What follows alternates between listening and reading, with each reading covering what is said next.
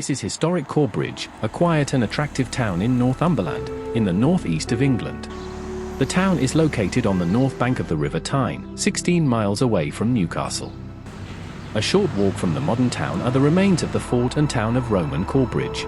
Roman Corbridge sits in the Tyne Valley, surrounded by the rolling Northumberland hills. The Romans invaded Britain in AD 43 and reached Northumberland in the AD 70s. It developed from a military fort into the most northerly town in the Roman Empire. It was at the crossroads of two major Roman roads, Deer Street, running north to south, and the Staingate, which ran east to west. These are the best preserved standard military granaries that you can see anywhere in the Roman Empire. The remains that you can see today were probably built during the reign of Emperor Septimus Severus, who reigned between AD 193 until AD 211. These buttresses were built to support the granary's thick outer walls. The granary floor was raised on low walls, which created a ventilated basement to keep the grain dry. The west granary has some very well-preserved floor slabs. The granaries had doors which opened to loading platforms, which were covered by porticos. The east granary still has visible remains of the platform. These impressive portico column bases would have supported a roof that covered the loading platforms. The Staingate was the road that connected Corbridge with the fort at Carlisle. The level of the Staingate was raised up in the 4th century, which meant that the granary was then accessed down some stairs. The Roman presence at Corbridge predated the building of Hadrian's Wall, which is located about 2.5 miles to the north. The first Roman fort built on this site was in AD 86, on the main invasion route into Scotland. The first fort on this site was built of turf and timber. The fort was rebuilt as part of a new frontier line, the Staingate Frontier. The fort was a key location during the Romans' advance into Scotland. Next to the granaries are the remains of a fountain, which was Corbridge's main water supply. Water was supplied to the fountain by an aqueduct running from the north. Part of the large drawing tank is visible. The tank would have supplied other water tanks nearby.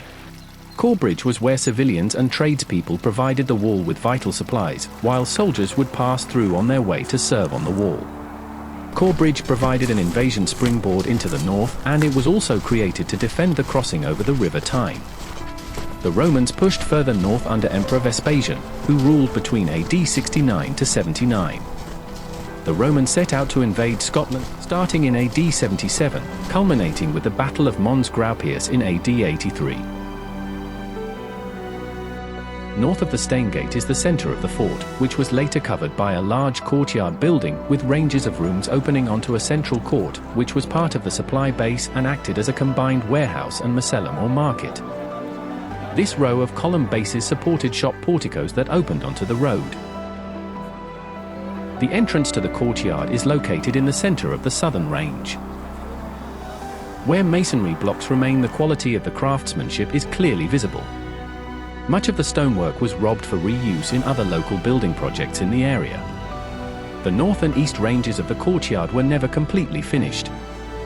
This may be linked to the barbarian invasion which crossed Hadrian's Wall in the early AD 180s. The Roman town name was Corstoptum, which evolved from the Celtic name Coria, which means hosting place. The fort was built on the site of an earlier Celtic settlement. The headquarters consisted of a courtyard, where the soldiers would report for orders, and administration rooms. The remaining visible foundations are of the shrine or Aedes.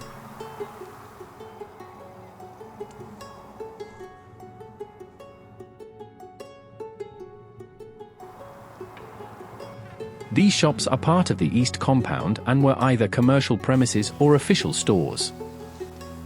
The area south of the Staingate are the remains of two military compounds, which front onto the Staingate. Each compound housed a legionary detachment of between 100 to 200 men. The men formed part of a legion of 5,000 men, based in Corbridge in the 3rd century. The southern half of the military compounds remain buried beneath the fields to the south.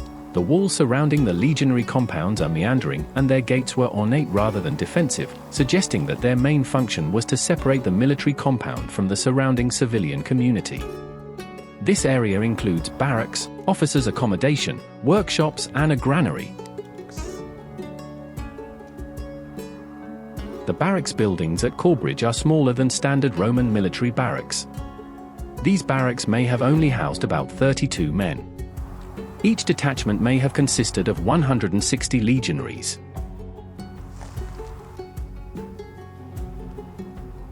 Originally, the north end of the street was flanked by towers on either side, but later the entrance was blocked. Water tanks in the side street were fed from the fountain, Corbridge's main water supply. Drains either side of the street took the overflow from the water tanks down to the river. Hadrian's wall was temporarily abandoned and replaced by the Antonine Wall in Scotland.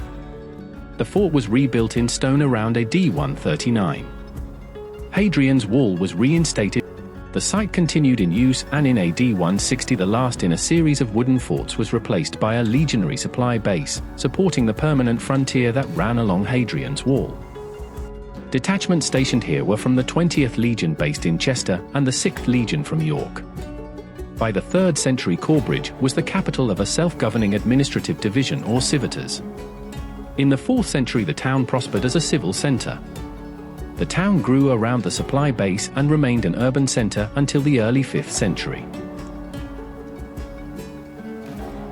The two parallel depressions that run east to west through these compounds are traces of an earlier fort that stood here before AD 163, possibly traces of a subsiding street.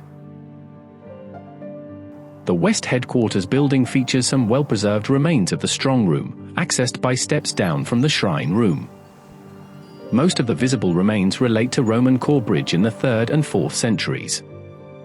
The visible remains at Corbridge today are only a fraction of the entire Roman town, which extends into the surrounding fields. The town appears to have been abandoned when the Roman administration in Britain collapsed, in the early part of the 5th century. The museum houses one of the most important Roman collections in Britain, and many of the objects offer a fascinating insight into life in a Roman town at the northwestern edge of the empire.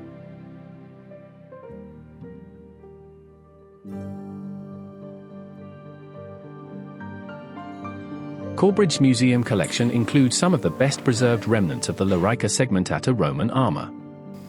This armour showed historians for the first time how the armour fitted together, and was part of the Corbridge hoard, a chest of buried Roman military equipment discovered in the 1960s.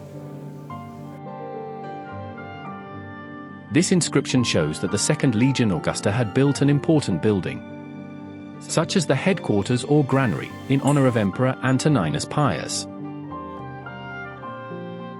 This relief shows Victoria, the Roman goddess of victory. This relief shows the boar emblem of the 20th Legion.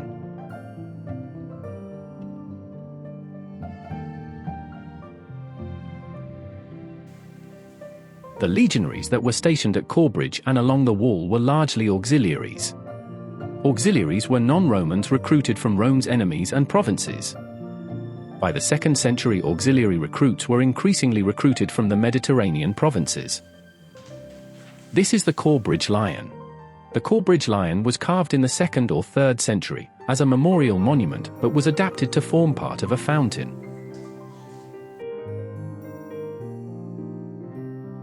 This is a fine statue of Juno, wife of Jupiter, the goddess of marriage. This Hercules relief was found in the West Principia's strong room. This is a reproduction of the Corbridge lanx. This pediment is from a temple at Corbridge. This poignant tombstone marked the death of a 4-year-old girl, Volibia Urtula, carved playing with a ball. This is a relief of Sol, the sun god.